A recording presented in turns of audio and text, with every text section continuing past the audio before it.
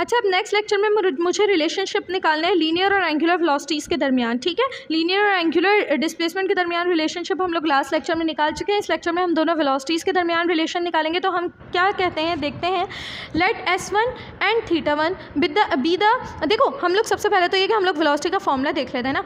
Linear velocity का formula हमें पता है, velocity is equals to displacement upon time. ठीक है, ये भी वेक्टर है, ये भी वेक्टर है। ठीक है, और एंगुलर वेलोसिटी का हम लोग देखते हैं कि ओमेगा इज इक्वल्स टू हमारे पास हो जाता है, क्या हो जाता है, एंगुलर डिस्प्लेसमेंट हमारे पास हो जाएगा थीटा अपॉन टाइम। ठीक है, तो सबसे पहले तो फॉर्मूला सामने आ गया। ठीक है, अब जल्दी जल्दी हम लोग देख लेते हैं। कह रहे हैं कि S1 एंड θ1, ठीक है, be the initial linear and angular displacement. ठीक है, S1 हो जाएगा, अब देखो 1 1 लगा हुआ है यानी कि इनिशियल है। ठीक है, 1 1 शो करे कि इनिशियल है, बाकी S जो है वो लीनियर है। ठीक है, ये कहलाता है लीनियर और ये कहलाता है एंगुलर।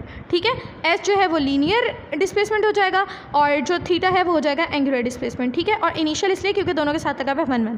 ठीक है, तो इस तरह मुझे समझ में आ गया कि S1 और θ1 क्या है, इनिशियल और एंगुलर इनिशियल लीनियर और इनिशियल एंगुलर डिस्प्लेसमेंट्स हैं। ठीक है, रिस्पेक्टिवली एट टाइम t1।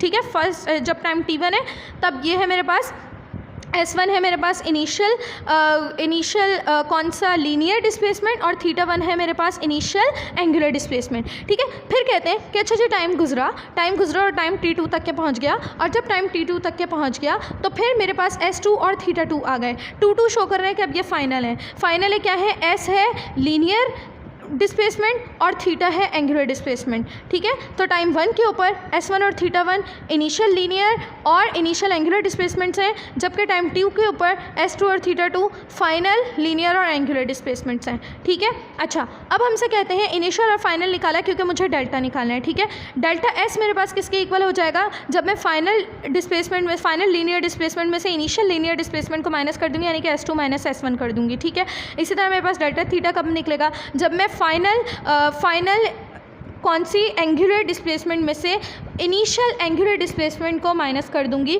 ठीक है, तो ये हो जाएगा θ2 माइनस θ1।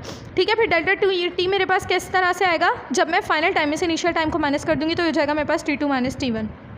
ठीक है, आगे देखते हैं।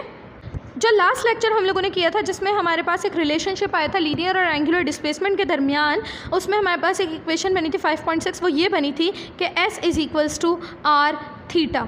ठीक है, ये रिलेशनशिप कौन सा रिलेशनशिप से आया था हमारे पास, लीनियर और एंगुलर डिस्प्लेसमेंट के रिलेशनशिप से आया था। ठीक है, लीनियर डिस्प्लेसमेंट एंगुलर डिस्प्लेसमेंट। ठीक है, कहने के भाई उसी इक्वेशन के ऊपर आ जाओ। ठीक है, और क्या पुट कर दो, डेल्टा S और डेल्टा थीटा पुट कर दो। ठीक है, तो हम लोगों ने क्या किया, हम लोगों ने लीनियर डिस्प्लेसमेंट को भी डेल्टा कर दिया, इसका भी चेंज पुट कर देना है, और एंगुलर का भी हम लोगों ने डेल्टा पुट कर दिया। ठीक है, और अभी हम लोगों ने पिछले पेज के ऊपर डेल्टा S और डेल्टा थीटा दोनों निकाले हुए हैं। ठीक है, क्या करूँगी, सिंपल सा कॉन्सेप्ट है, बहुत ज़्यादा सिंपल सा कॉन्सेप्ट है। पुट करने से पहले, वैल्यूज़ पुट करने से पहले मैं सबसे पहले क्या कर रही हूँ, दोनों साइड्स को डिवाइड कर रही हूँ डेल्टा t से। क्यों डिवाइड कर रही हूँ अभी आपको समझ में आ जाएगा। देखो सबसे पहले मैंने क्या किया, सबसे पहले मैंने देखा कि मेरे पास रिलेशनशिप आया था S is equals to r theta.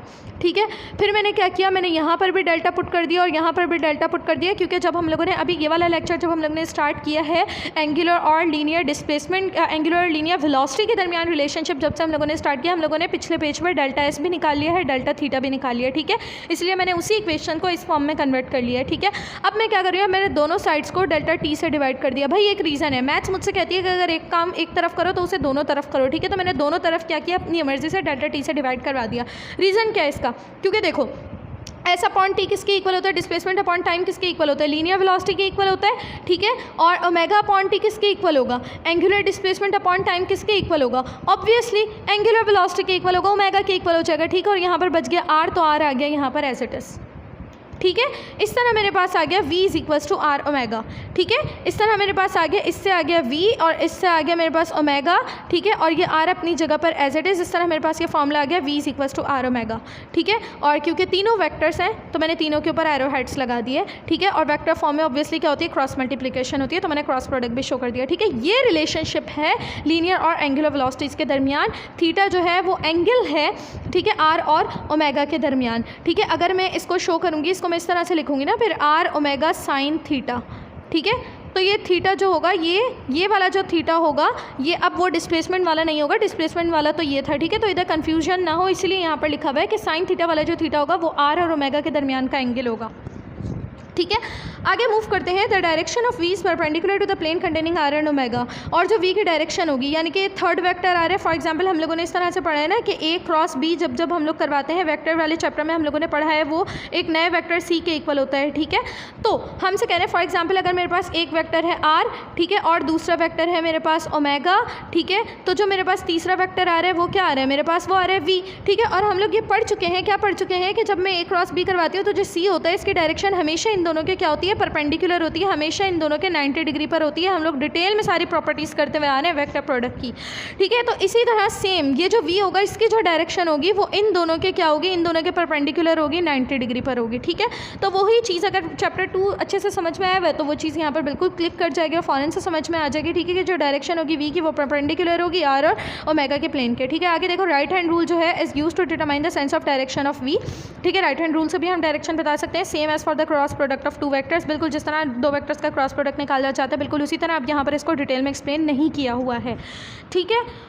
चलो आगे हम लोग इसके एग्जाम्पल इंशाल्लाह स्टार्ट करेंगे नेक्स्ट लेक्चर में। फिर लास्ट है हमारे पास लीनियर और एंगुलर एक्सेलरेशन का रिलेशनशिप।